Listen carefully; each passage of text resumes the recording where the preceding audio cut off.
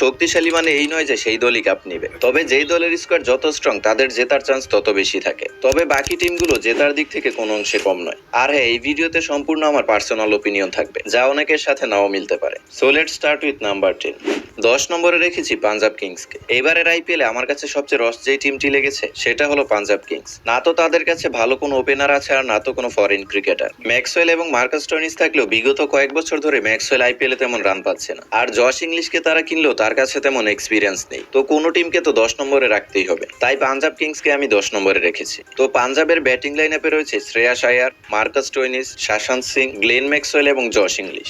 আর bowling line আপে রয়েছে Arshdeep Singh, Lockie Ferguson, Harpreet Brar এবং ইউজি চেহাল। এছাড়াও আরো বেশ কিছু প্লেয়ার রয়েছে, তবে সবার মধ্যে যাদের প্লেইং ইলেভেনে থাকার চান্স বেশি তাদের নামই বলেছি। আর পাঞ্জাবের এক্সপেক্টর হয়ে উঠতে পারে ইউজি চেহাল। 9 নম্বরে রয়েছে লখনৌ সুপার জায়ান্ট। এবারের আইপিএলে সবচেয়ে এক্সপেন্সিভ প্লেয়ার কিনেছে লখনৌ সুপার জায়ান্ট। 27 কোটি দিয়ে তারা ঋষভ পান্টকে তো কিনে নিয়েছে, তবে স্কোয়াড ভালোভাবে সাজাতে পারেনি। প্রথমত তাদের কাছেও ভালো কোনো ওপেনার নেই, আর সেরা কোনো ফাস্ট বোলারও নেই। লখনৌর ম্যানেজমেন্ট দুষ্টু পানি খেয়ে অকশনে বসেছিল কিনা জানি না, কেননা তারা ঋষভ পান্তের পিছনে এত টাকা খরচ করেছে অথচ এই স্কোয়াড ভালোভাবে সাজাতে পারেনি। ওই অকশনে তারা কি করেছিল তারাই ভালো জানে। লখনৌর ব্যাটিং লাইন আপে রয়েছে Rishabh Pant, Nicholas Pooran, David Miller এবং মিচেল মার্শ। ওপেনিং এ না হয় ঋষভ পান্তকে নামাবে, তবে তার সাথে ব্যাটিং এ কাকে নামাবে তেমন কোনো ওপেনারই দেখছি না, কেননা ডেভিড মিলার এবং নিকোলাস পুরান তো মিডল এবং ফিনিশার হিসেবে খেলে। আর লখনৌর বোলিং লাইন আপের কথা বললে বোলিং লাইন আপের অবস্থা আরো বাজে। বোলিং লাইন আপে রয়েছে মায়াঙ্ক যাদব, আবেশ খান, আকাশদীপ, মহসিন খান এবং সামার জোসেফ। অর্থাৎ কোনো স্টার প্লেয়ারই নেই বোলিং লাইন আপে, তবে নতুন করে কোনো বোলার কিনে কিনা দেখার বিষয়। 8 নম্বরে রয়েছে রয়্যাল চ্যালেঞ্জার্স বেঙ্গালুরু। এমনিতেই আরসিবি কে নিয়ে একটি জোক আছে যে তারা অকশনেই ম্যাচ হেরে যায়, কেননা তারা টপ ক্লাস ব্যাটসম্যান কিনলেও বোলিং লাইন আপ বানাতে পারে না, যার ফলে 200 প্লাস স্কোর করে তারা ম্যাচ হেরে যায়। তবে আরসিবি মনে হয় এবার সেই জোক সিরিয়াসলি নিয়ে নিয়েছে, কেননা দু একজন প্লেয়ার ছাড়া আরসিবি এবার তেমন কোনো প্লেয়ারই কিনেনি। আরসিবির ব্যাটিং লাইন আপে রয়েছে বিরাট কোহলি, রাজাত পাতিদার, ফিল সল্ট এবং লিয়াম লিভিংস্টন। তবে একজন ভালো ইয়াংস্টার নিয়েছে, জেকাব বেথেল। আর আরসিবির বোলিং লাইন আপে রয়েছে ভুবনেশ্বর কুমার, জশ হেজেলউড, নুয়ান তুষারা এবং ক্রুনাল পান্ডিয়া। এছাড়াও আরো কিছু ফরেন প্লেয়ার রয়েছে, যেমন টিম ডেভিড এবং রোমারিও শেফার্ড। তবে পারফর্মার হিসেবে আমি শুধু লিয়াম লিভিংস্টন এবং ফিল সল্টকেই দেখছি। আর বোলিং লাইন আপে ভুবনেশ্বর কুমারের উপর ভরসা, কেননা জশ হেজেলউডকে তো দলে নিয়েছে, তবে টি-20তে তার স্ট্যাটস তেমন ভালো দেখছি না, কারণ সে টেস্ট ক্রিকেটের বোলার। আর নুয়ান তুষারাকে যদি আরসিবি ইউজ করতে পারে তাহলে কিছু হতে পারে। ওভারঅল বিরাট কোহলির উপরই পুরো প্রেসার থাকবে।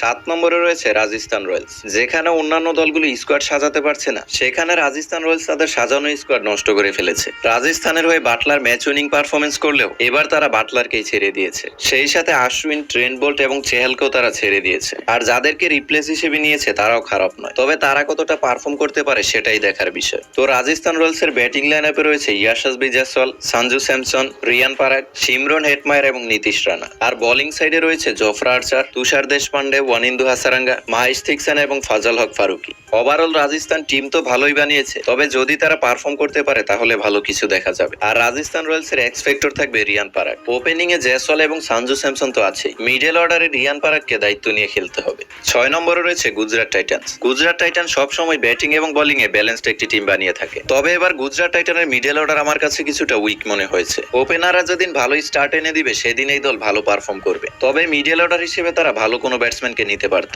গুজরাট টাইটানের ব্যাটিং লাইন আপে রয়েছে ওপেনিং এ Shubman Gill, Jos Buttler, middle অর্ডারে গ্লেন ফিলিপস, শাহরুখ খান, সাই সুদর্শন এবং শারফান রাদারফোর্ড। ওয়েস্ট ইন্ডিজের এই প্লেয়ার ব্যাটিং তো ভালোই করে, তবে গুজরাটের হয়ে কেমন করে তা দেখার বিষয়। আর গুজরাটের বোলিং ডিপার্টমেন্টে রয়েছে কাগিসো রাবাদা, মোহাম্মদ সিরাজ, রাশিদ কৃষ্ণা এবং রাশিদ খান। জস বাটলার এবং কাগিসো রাবাদা ছিল গুজরাটের জন্য বেস্ট বাই, আর এই দুজনই হতে পারে গুজরাটের এক্স ফ্যাক্টর। 5 নম্বরে রয়েছে দিল্লি ক্যাপিটালস। দিল্লি ক্যাপিটালস দলটি এবার আমার কাছে অনেক স্ট্রং লেগেছে। দিল্লি তাদের টপ অর্ডার অনেক ইয়াং ব্যাটসম্যানদের নিয়ে সাজিয়েছে, যাদের মধ্যে সবাই টি-20 স্পেশালিস্ট ব্যাটসম্যান এবং এক একজন ক্রিকেটার ফিউচার স্টার। দিল্লির ব্যাটসম্যানরা যদি ফর্মে থাকে তাহলে যে কোনো দলকে কঠিন চ্যালেঞ্জ দিতে পারে। দিল্লি ক্যাপিটালস এর ব্যাটিং লাইন আপে রয়েছে Abhishek Porel, Kristen Stubbs, Jake Fraser McGrath, Harry Brook, KL Rahul এবং ফাফ ডু প্লেসিস। আর বোলিং লাইন আপে রয়েছে Mitchell Starc, T Natarajan, Mohit Sharma এবং স্পিনার হিসেবে রয়েছে কুলদীপ যাদব এবং Axar Patel. Overall Delhi Capitals young এবং এক্সপিরিয়েন্স প্লেয়ারদের নিয়ে ব্যালেন্সড একটি টিম বানিয়েছে, আর দিল্লি ক্যাপিটালস এবারের আইপিএলে সবাইকে শক করতে পারে।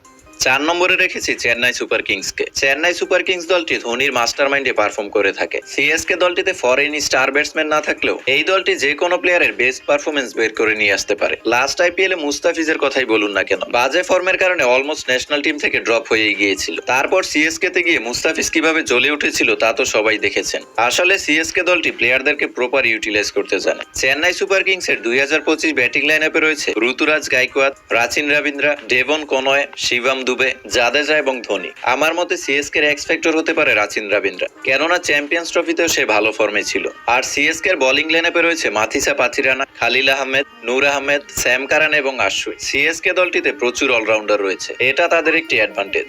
তবে লাস্ট সিজনে আমরা দেখেছি প্রতিটা দলই 200-র উপরে স্কোর করেছিল, আর অনেক দল তো 250 করেও ম্যাচ হেরেছিল। সেই ক্ষেত্রে হয়তো সিএসকে এত রান চেস করতে প্রবলেমে পড়তে পারে, কারণ তাদের কাছে বড় কোনো ব্যাটসম্যান নেই। আর লাস্ট সিজনে আমরা দেখেছি সিএসকে 200+ রানের ইনিংস গুলোতে স্ট্রাগল করেছিল। তবে তারা 5 বারের চ্যাম্পিয়ন, যে কোনো কিছু ঘটিয়ে ফেলতে পারে। লেটস সি আইপিএলে তারা কেমন পারফর্ম করে। 3 নম্বরে রয়েছে defending champion Kolkata Knight Rider. Kolkata Knight Rider দলটিতে অনেক টি-20 স্পেশালিস্ট প্লেয়ার রয়েছে, তবে কেকেআর এখনো তাদের ক্যাপ্টেন সিলেক্ট করতে পারেনি। লাস্ট সিজনে শ্রেয়াস আয়ার ক্যাপ্টেন্সি করলেও এবার কেকেআর তাকে ছেড়ে দিয়েছে। তাই ক্যাপ্টেন্সির কারণে কেকেআর ধরা খেলেও খেতে পারে, কারণ দলে শুধু ভালো প্লেয়ার থাকলেই হয় না, দলকে লিড করার জন্য একজন এক্সপিরিয়েন্স ক্যাপ্টেন প্রয়োজন। ওয়েল, সেটা সিজন শুরু হলেই দেখা যাবে কেকেআর কাকে ক্যাপ্টেন হিসেবে বেছে নেয়। তো এবার কলকাতার ব্যাটিং লাইনআপ দেখে নিই। কলকাতার ব্যাটিং লাইনআপে রয়েছে সুনীল নারায়ণ, আজিঙ্কিয়া রাহানে, ভেঙ্কটেশ আয়ার এবং ম্যাচ উইনার হিসেবে আন্দ্রে রাসেল এবং রিঙ্কু সিং। আর বোলিং লাইনআপে রয়েছে আন্দ্রে রাসেল এবং হর্ষিত রানা। এছাড়া কেকেআর তেমন কোনো স্টার ফাস্ট বোলার নেই, তাই তারা সুনীল নারায়ণ এবং বারুণ চক্রবর্তীর উপর ভরসা করবে। এছাড়াও অস্ট্রেলিয়ার একজন ফাস্ট বোলারকে কেকেআর তাদের দলে নিয়েছে, স্পেন্সার জনসন। তো তাকে সুযোগ দেয় কিনা দেখার বিষয়। আর কেকেআর এর এক্স ফ্যাক্টর হতে পারে বারুণ চক্রবর্তী। 2 নম্বরে আমি রেখেছি সানরাইজার্স হায়দ্রাবাদকে। এই টিম এবারও ব্যাটিং এ ডমিনেট করবে। লাস্ট আইপিএলে সানরাইজার্স যেমন একের পর এক রেকর্ড ব্রেক করেছিল, এই সিজনেও সানরাইজার্স এর প্লেয়াররা বোলারদের বাট লাগাবে। আমার মনে হয় সাইলেন্সার প্যাট কামিন্স আর ট্রাভিস গুন্ডা কাবিয়া মারানকে এবার ট্রফি জিতিয়েই ছাড়বে। সানরাইজার্স এর ব্যাটিং লাইনআপে রয়েছে ট্রাভিস হেড, অভিষেক শর্মা, ঈশান কিষান, হেনরিস ক্লাসেন, নীতিশ রেড্ডি এবং কামিন্দু মেন্ডিস। আর বোলিং সাইডে রয়েছে মোহাম্মদ সামি, প্যাট কামিন্স, হর্ষাদ প্যাটেল এবং অ্যাডাম জাম্পা। সানরাইজার্স এর বোলিং লাইনআপ আমার কাছে ঠিকঠাক মনে হয়েছে, তবে ব্যাটিং লাইনে অপোনেন্ট বোলারদের ক্যারিয়ার ধ্বংস করবে। 1 নম্বরে আমি রেখেছি মুম্বাই ইন্ডিয়ান্সকে। সো সবাই জানো মুম্বাই ইন্ডিয়ান্স দলটির মালিক হলো ভারতের সবচেয়ে ধনী ব্যক্তি মুকেশ আম্বানি। আর আইপিএল এ সবসময় মুম্বাই ইন্ডিয়ান্স লাগামহীন টাকা খরচ করে থাকে। আইপিএল এর অকশনেই তারা দেখিয়ে দিয়েছে কেন তারা বেস্ট। ব্যাটিং এবং বোলিং এ ফুল স্ট্যাক লাইনআপ সাজিয়েছে মুম্বাই ইন্ডিয়ান্স। মুম্বাই ইন্ডিয়ান্সের ব্যাটিং লাইনআপে রয়েছে রোহিত শর্মা, উইল জ্যাক্স, তিলক ভার্মা, হার্দিক পান্ডিয়া এবং সূর্য কুমার যাদব, সবই ম্যাচ উইনার। তো এবার বোলিং লাইনআপ দেখে নিই। মুম্বাইয়ের বোলিং লাইনআপে রয়েছে ট্রেন্ট বোল্ট, জাসপ্রীত বুমরা, দীপক চাহার এবং রিস টপলি। আর স্পিনার হিসেবে রয়েছে মিচেল স্যান্টনার। জাস্ট ইমেজিন পাওয়ার প্লেতে বুমরা এবং ট্রেন্ট বোল্টের বোলিং স্পিন ব্যাটসম্যানদের জন্য কতটা ডেডলিয়েস্ট হতে যাচ্ছে। তো গাইস, এই তো ছিল আজকের ভিডিও। এবারের আইপিএলে তুমি কোন দলকে সাপোর্ট করছো তা অবশ্যই কমেন্টে জানাবে। তো দেখা হচ্ছে নতুন কোনো ভিডিওতে। ভালো থাকবে। রাইডার্স শেষ